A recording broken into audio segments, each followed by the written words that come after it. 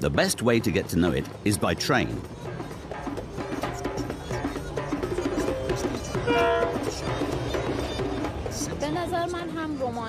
When I travel, a lot of memories come back to me.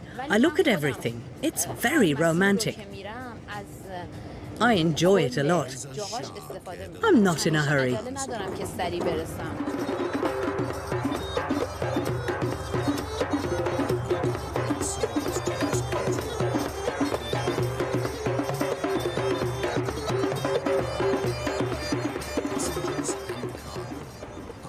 We start our journey of discovery on the Shatt al-Arab, the river that forms the border between Iraq and Iran, a region that was once hard fought over. Abadan was partially destroyed by the Iraqis during the Iran-Iraq War. Today it's a bustling port.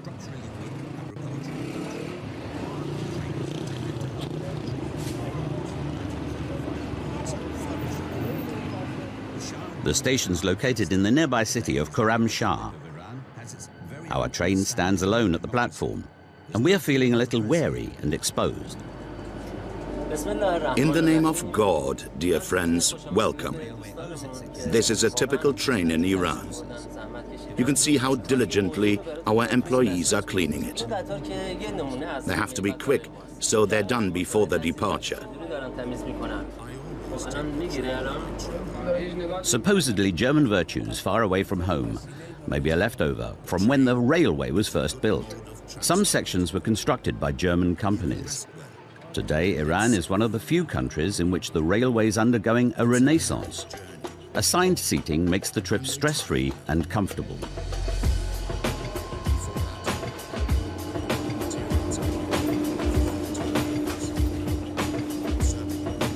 Our train leaves Khorramshahr and heads north.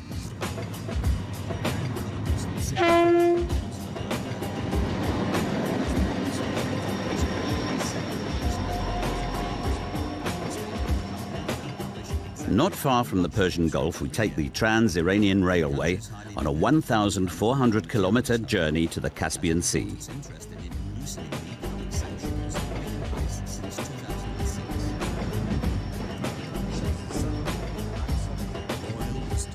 The construction of this railway line was once the prestige project of the Shah of Persia, a central investment in infrastructure.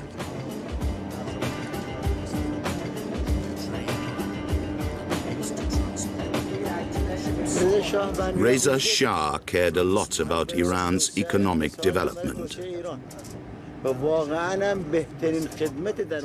He did a great service to this country by building the railway. Passengers and cargo are transported by train. Millions of passengers a year, as well as lots of machines, vehicles, and goods. In 1925, when Reza Khan came to power as Reza Shah, Persia was a structurally weak agricultural country. The train was intended to help the country, called Iran from 1935 onwards, flourish economically. The Shah ruled with an iron fist, and today the Islamic Republic of Iran has its very own understanding of democracy. There's no freedom of the press here.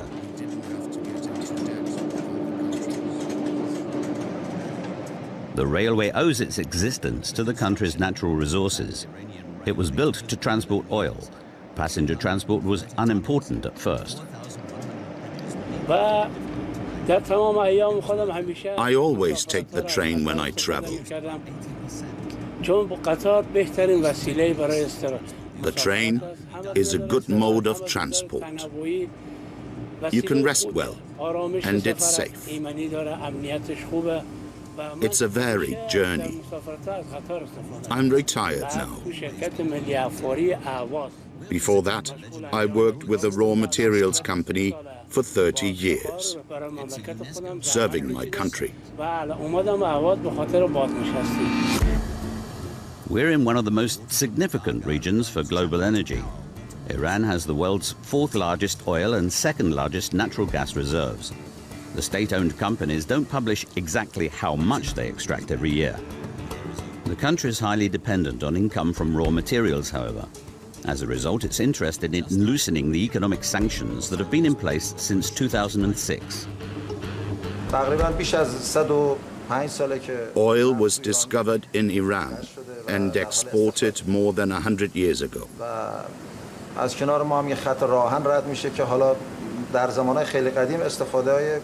train line that used to transport the oil to the ships on the Persian Gulf runs right next to us.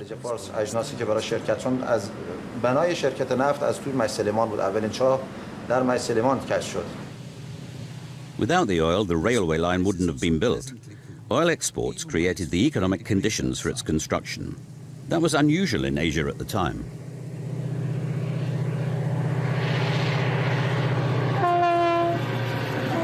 The railway lines were largely planned by the various colonial rulers and built for their needs.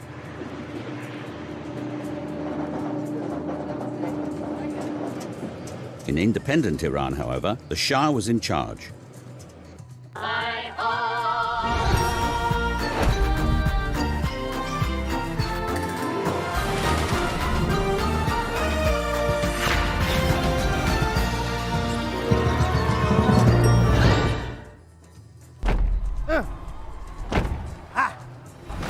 You brothers, you could move mountains without lifting a finger. Minister Malcolm X. Good news, the chariot is coming. Who's the greatest? That's right. Jim Brown takes the ball. Your record is going to stand the test of time. All together, yeah. The entire city of Miami is celebrating. I'm the new heavyweight champion of the world, and I don't even have a scratch on my face. Oh, my goodness. Cash. Cash? Why am I so pretty? Hey, congratulations, champ. I could get used to that. I was made in America, land of the free, home of the brave. This movement that we are in is called a struggle. Because we are fighting for our lives. Welcome to America. This ain't about civil rights. Welcome to America. They ain't giving black people what they really want. What's that? Hey, I was made in America. That's why I'm out here saving America. Power. Black power. I like the sound of that. I wish I lived in America. We have to be there for each other. Heard everybody rich, all I gotta do is run, jump, kick, I'm a kid in your area. I done made it to America. I'm amazed at America. Welcome to America.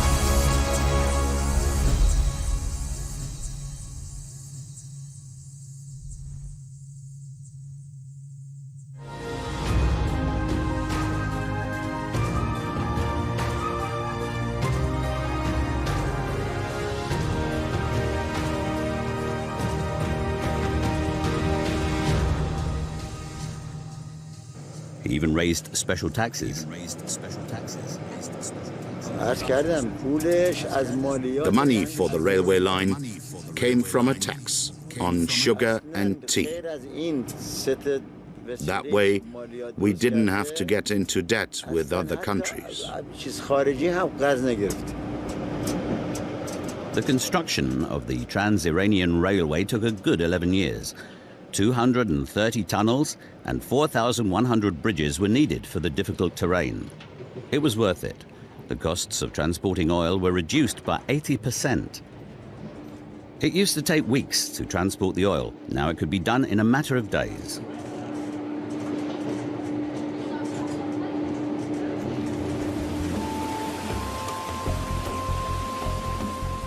Water has also always been important in Iran. We're visiting the legendary hydraulic system in Shushtar.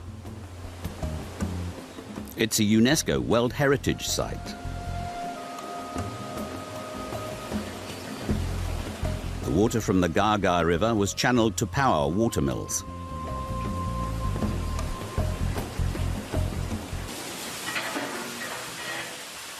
Once enough water is dammed, the weir is opened. Just like with a regular mill, a millstone is put into operation using hydropower.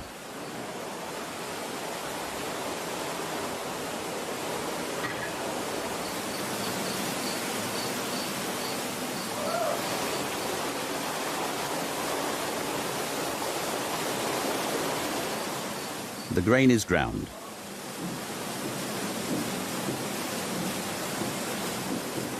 It's a simple principle that still works today.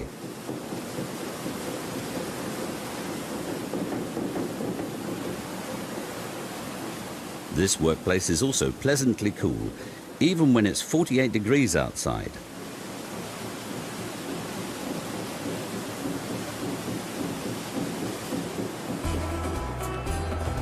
We leave the planes behind and start climbing into the Zagros Mountains.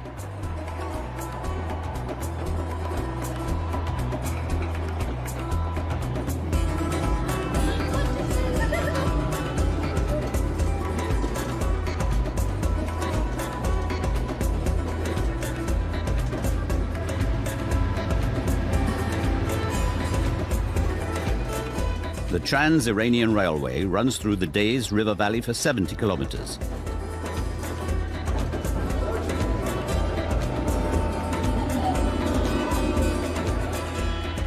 It's one of the most scenic stretches of the entire route.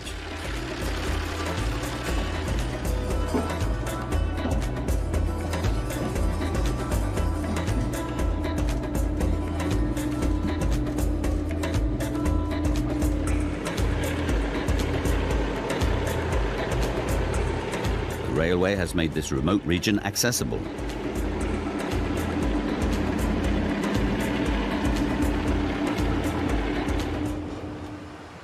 A halt for prayer. The trains have to make unscheduled stops.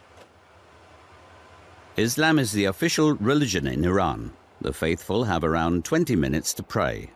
There are prayer rooms in every station with a strict separation of the sexes.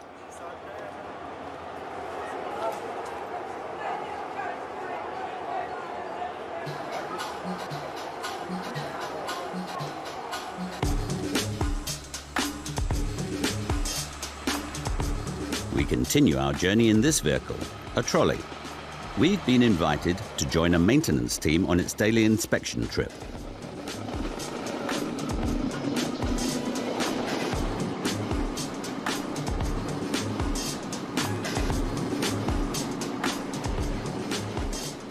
The railway's an important employer here.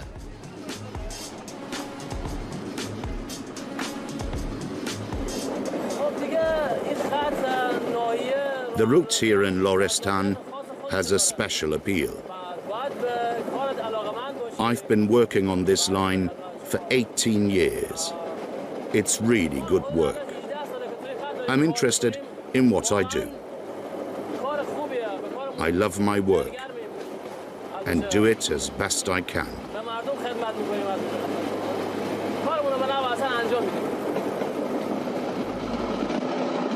Unofficially, the unemployment rate in Iran is more than 20%, so secure jobs with the National Railway are highly sought after, even though the work's hard.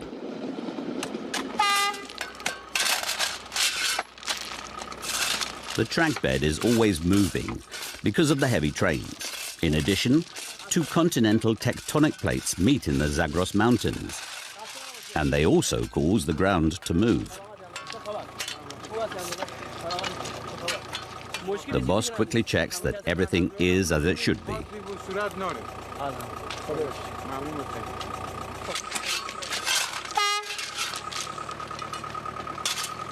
We're allowed to travel a little further with the light trolley.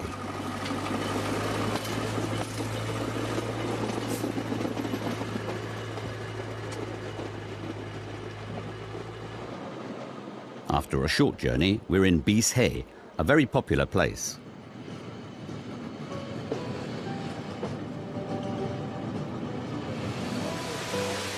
People come from far and wide to visit this waterfall.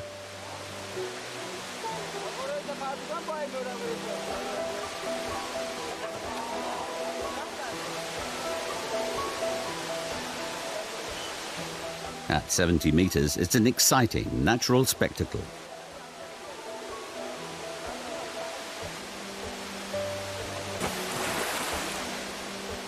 It gets busy here at the weekends.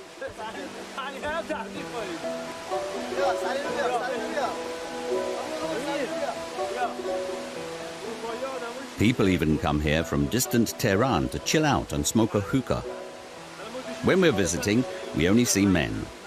Women aren't supposed to enjoy themselves in public in Iran. But the Iranians have a relaxed attitude to water. There's a saying here, where there's water, there's culture. Water invigorates us. Water is life. Life and the earth are dependent on water. There would be nothing without water.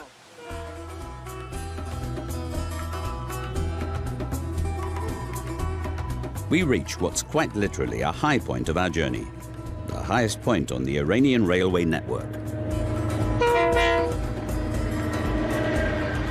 At 2,217 meters.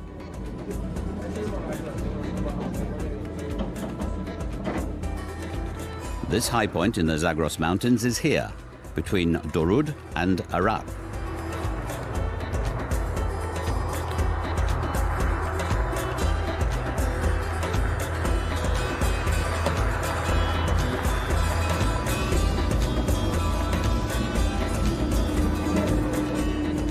During our Oriental railway adventure, we constantly tried to chat with the people. We sensed they were fearful. They didn't want to say something inappropriate on camera. Our retired train driver's not scared, however.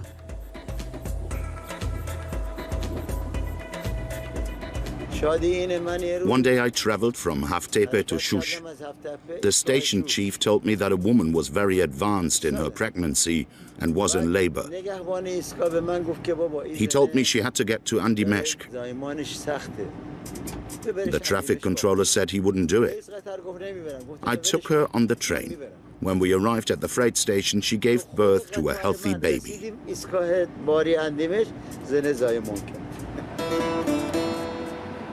We're arriving in Qom, a highly religious city, which isn't popular with all Iranians, maybe for this reason.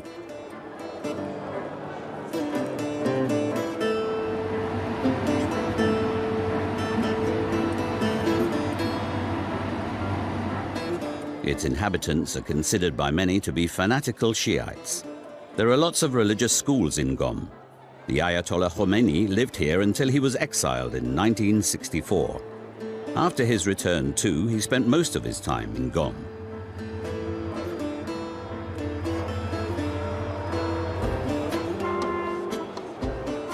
But many pilgrims come to visit one of Iran's most important Shiite holy places.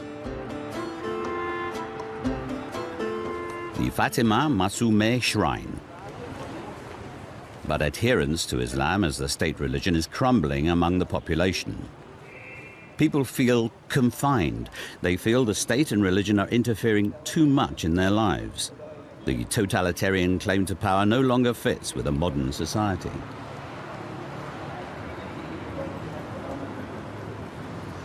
Even though the people's faith is faltering, it's still good for business here.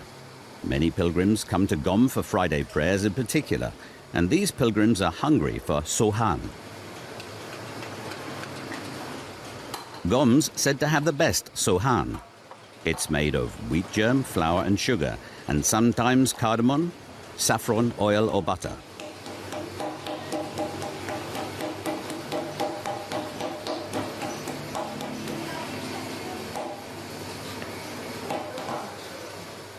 Even though few people talk about the Shah these days, when he tried sohan during a visit to Qom, he made it famous throughout the country.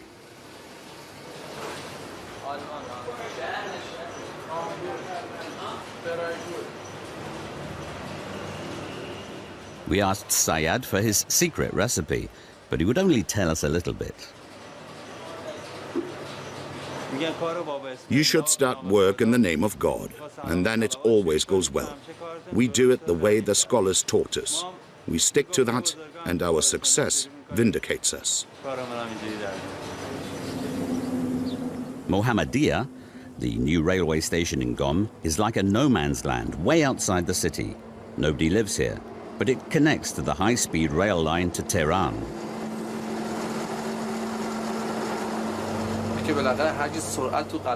We're proud to have a train that's so fast. High speeds aren't without their problems. We don't like the stress. During the day in particular, it can happen that people step onto the tracks. There's no fencing. That's not good. But apart from that, it's great.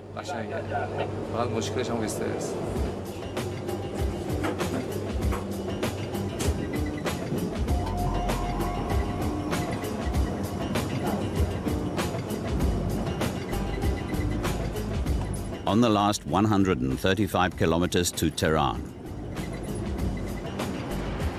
The train races through the desert here. It's cool inside thanks to the air conditioning unit, and there's a movie playing. It's the pride and joy of the Iranian railway. We're on the Iranian railway's fastest train. The Pardis. It was built by Siemens and has a top speed of 160 kilometers per hour.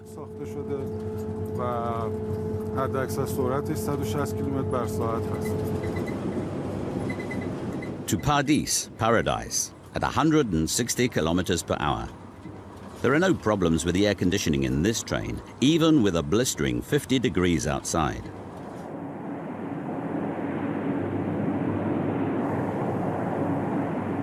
The tracks follow a historic route, the Silk Road.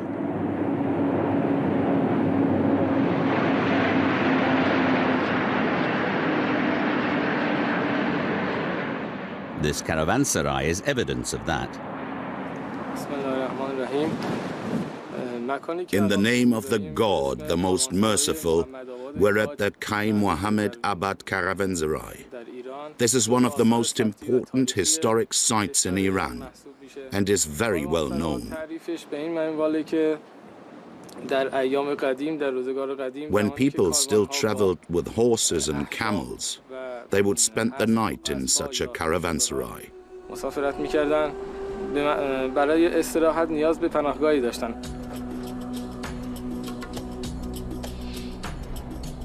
There were caravanserais every 30 to 40 kilometers along the route, roughly how far a caravan of camels could travel in a day.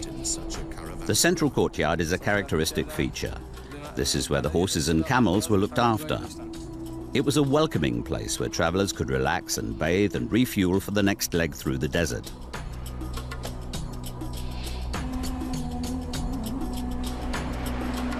But now we're going to Tehran by express train.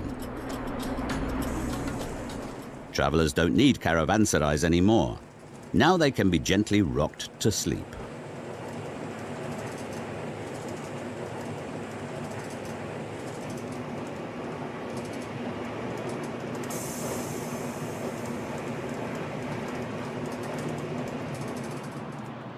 We soon reach the outskirts of Tehran. Iran's capital has a population of more than 8 million.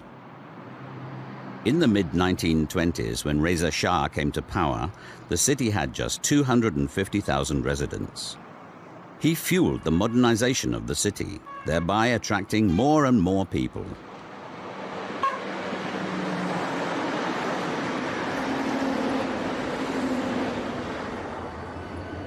He had the main station in Tehran built by a German company.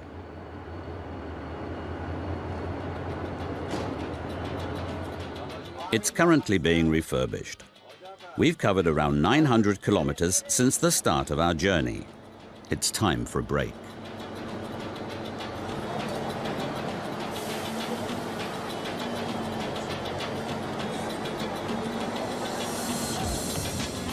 We can get an idea of the size of Tehran from Mount Toshal, which overlooks the city. The bazaar quarters are a must for every visitor to the city.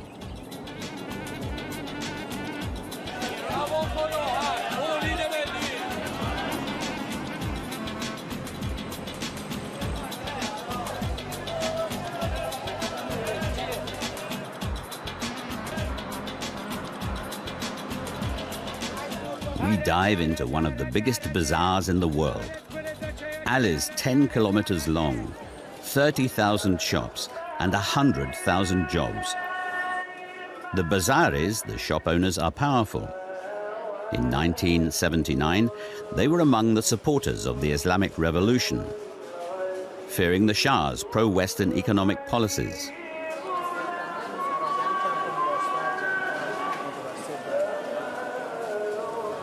Since then, women have had to wear headscarves in public. That too is good for business. When a customer asks about the price, the design or the color, I know at once what taste she has. If she asks for a light headscarf, she wants to buy it for a young woman or a girl. If a customer wants a black headscarf, it's either for an older woman or she has no time and has to buy one quickly. There are guardians of public morals everywhere, making sure that all women obey the headscarf rule.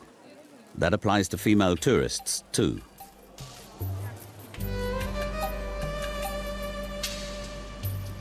We discover this station near the bazaar. It was abandoned a long time ago. It's part of the narrow gauge railway that started operating between Tehran and the Shah Abdol Azim Shrine in Ray in 1888, making it Persia's first railway. This locomotive dates back to the old pilgrims' train. The locals called it the Machine Dudi, the smoke machine. But instead of using the train, the pilgrims initially preferred to cover the 9 kilometers to the shrine on foot, as they had always done. A former passenger remembers. When I was 12, I went to Shah Abdol Azim with my family. There was a big garden there at the time called Bagh Tuti. The people from Tehran went there and relaxed under the trees. There was a lot of pushing around when we wanted to board the train. They were elbowing each other as they climbed onto the train.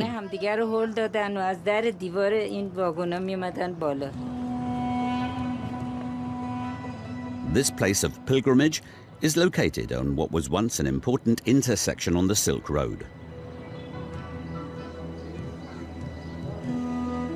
It has existed for more than 1,000 years and is the 4th most important place of pilgrimage in Iran. It's a holy place for Shiites.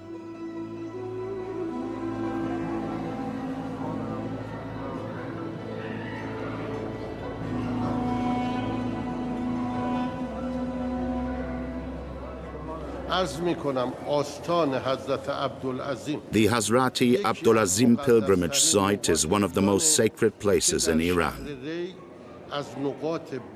This site's in the historic city of Rai. 3 descendants of the Prophet are buried here, as well as some great Shiite scholars.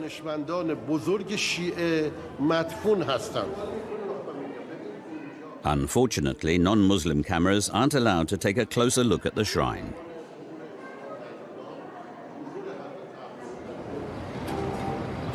Well, other eyes won't miss a thing.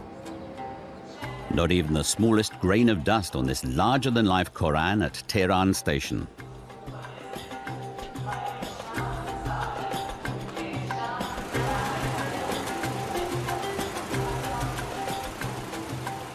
Passengers can't get onto the platform without a valid ticket.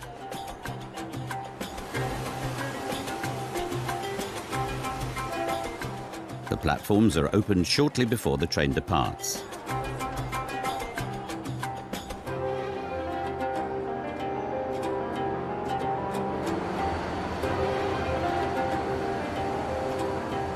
This train to Bandar Turkoman on the Caspian Sea also has allocated seats.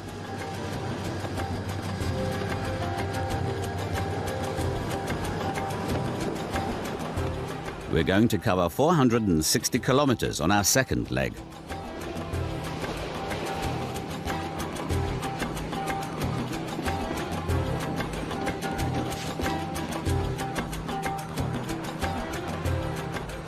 Greater Tehran is home to more than 15 million people. Once again, the conductor forbids any interviews. It's a shame.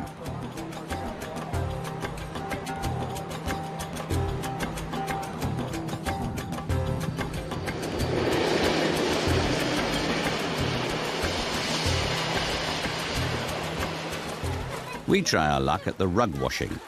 This pool is called Cheshme Ali. The water quality here is said to be particularly good, both for carpets and bathing.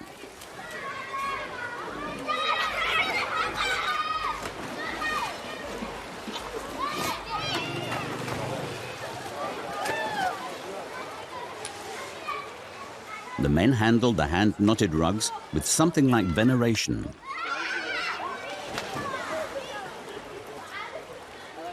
Rugs have been washed here for a long time. Today, the only people who come here are those who can't do it at home, such as Afghans who live in rented accommodation. This place used to be full of rugs.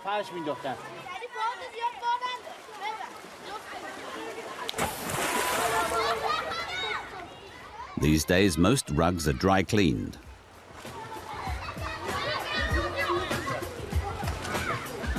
The foothills of the Alborz Mountains, not to be confused with the Mount Elbrus, the highest mountains in the Caucasus Mountains, point us north.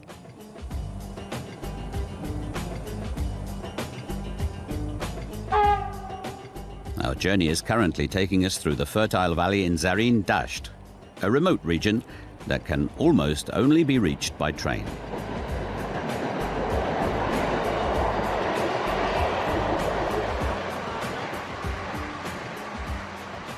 Many Iranians haven't seen this splendid landscape before either. But there are many other reasons to prefer the train to a car. We're from Tehran. We want to get to Shirga. We take the train because the roads are unsafe. There are lots of accidents. The train's safer.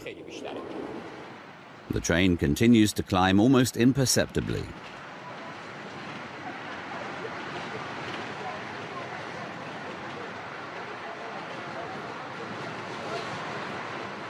Iran is a rich country, even though most people don't benefit much from it. They're suffering under the economic sanctions and high inflation.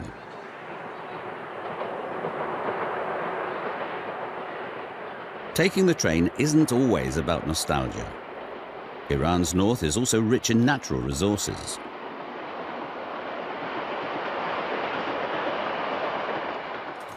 High-quality coal is mined here. The coal mine employs 70 men who all earn around 300 euros a month, about 50% above the legal poverty line.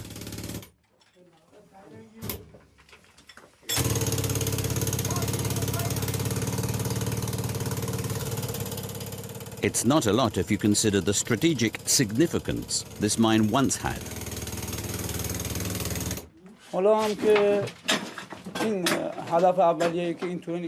This mine was set up because coal was needed for the steam trains during the Second World War. The trains transported weapons and soldiers and went from south to north.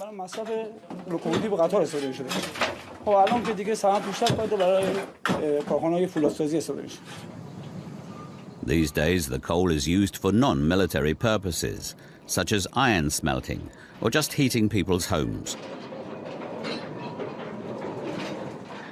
But during the Second World War, the coal was used by the Red Army in its fight against Nazi Germany.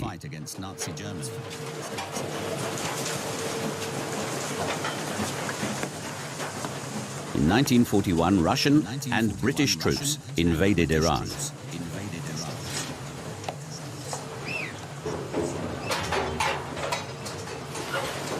They confiscated the Trans-Iranian Railway, which was quite new back then.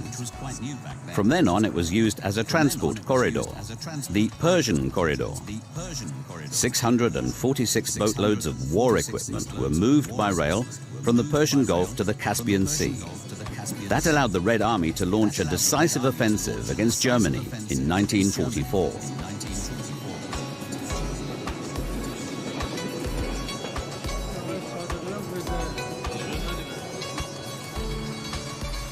The heavy military trains needed a lot of coal. They had to negotiate differences in altitude of as much as 2,000 meters. Beautiful structures, such as at Guduk Pass, made it possible. After a few minutes, we reached the pride and joy of the Iranian Railway. Veresk Bridge. Because of its significance in the Second World War, it's also called the Victory Bridge. 120 meters tall, it's the highest railway bridge in Iran.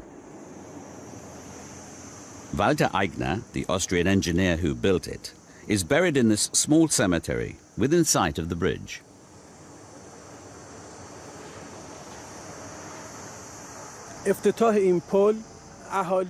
The people celebrated the inauguration of the bridge and sacrificed their animals. They were proud that Reza Shah had come to their village. Many important people came with him, including from the military. They all wanted to see whether the bridge was stable. It's said that the Shah forced the engineer to stand under the bridge with his wife and only daughter as the first train crossed it. They would have been the first people to die if it had collapsed.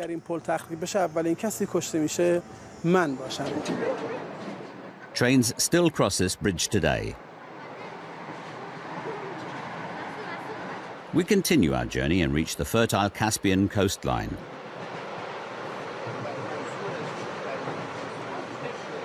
Rice is a particularly common crop here. The quiet sounds are evidence of the hard work on the fields and of the dreams of the women doing that work.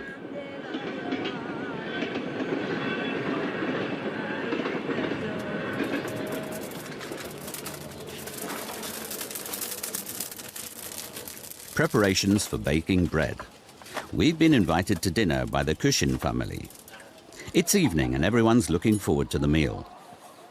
We've been traveling during Ramadan, meaning that Muslims aren't allowed to eat or drink between sunrise and sunset.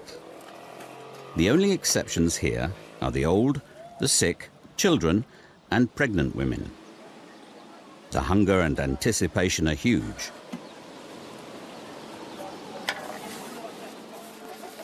We're all excited about the fresh bread that's still baked here in the traditional way.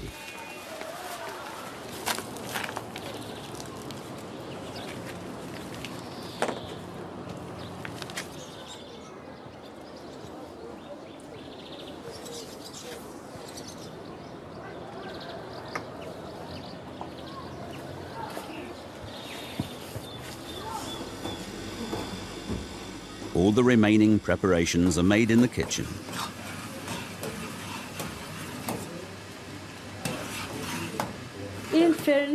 This mash is part of every meal for us. It consists of flour, rice flour, rose water, vanilla, sugar and milk. These ingredients are mixed and put on the hob. It's stirred until it becomes thick.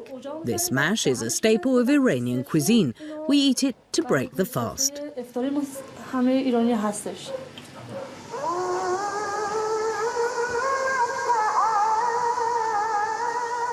At last it's sunset, and people are allowed to eat and drink.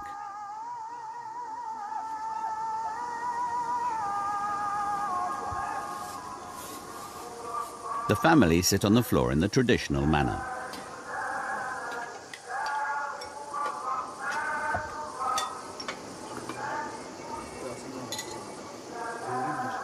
We were allowed to sample the delicious bread as well.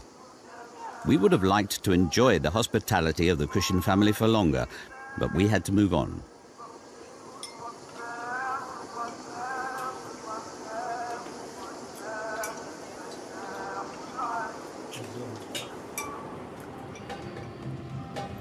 North of Sari, we depart from the historic track. There was once a 128-kilometer test track here, built under German supervision. The aim was to collect data that would help estimate the exact cost of building the railway.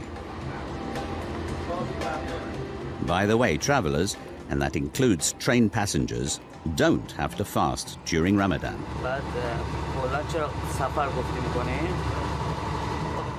We're heading to Bayshar to visit our family for Ramadan.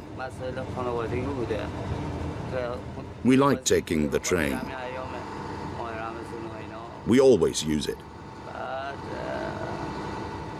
We like its safety and convenience. And we're always together. And that's why the train is a good choice for us.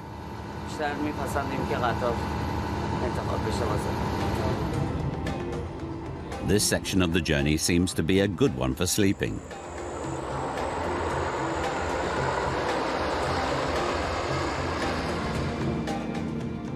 That's no surprise because the Iranian Railway has invested in modern carriages here.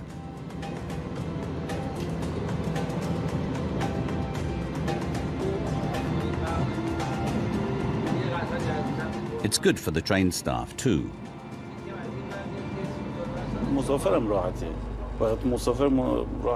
When the passengers are comfortable, we're happy too.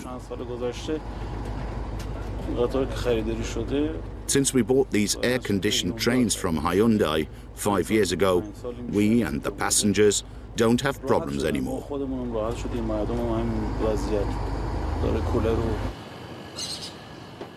We reached the terminus of the Trans-Iranian Railway in Bandar Turkmen.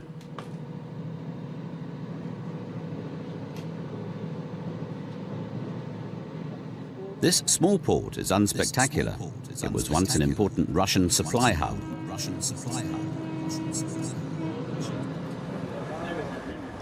The temperatures here are more pleasant than in southern Iran.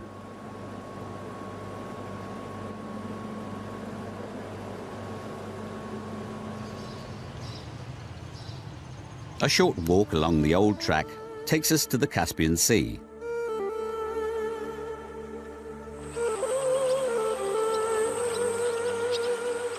Trains haven't passed this way for a long time.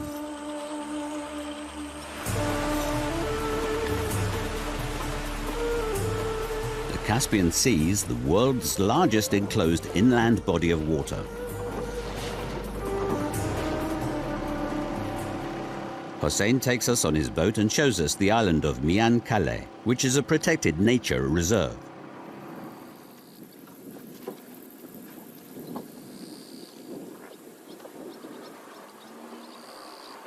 Wild horses roam free here. We use the peace and quiet to talk to Hossein about the significance of the term freedom. Freedom means that you're left to your own devices and that you can say what you want. It doesn't mean being naked, going to a nightclub and drinking alcohol. Freedom also means security. We have freedom in our country, but it's a bit limited.